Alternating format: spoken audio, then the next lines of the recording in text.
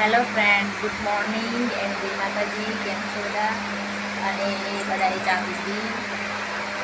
તો ચાલો, આજે સવારમાં વહેલા ઉઠીને નાહી ધોઈને કામ પતી ગયું. હવે ખાલી ખાવા એટલું બનાવવાનું છે.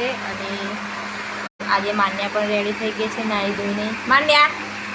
માન્યા લે બેબી, લે મમ્મ લે. લિપસ્ટિક કેવી લગાવવાની? એ બેબી લિપસ્ટિક લગાવ. લે લે બેબી, લે લે.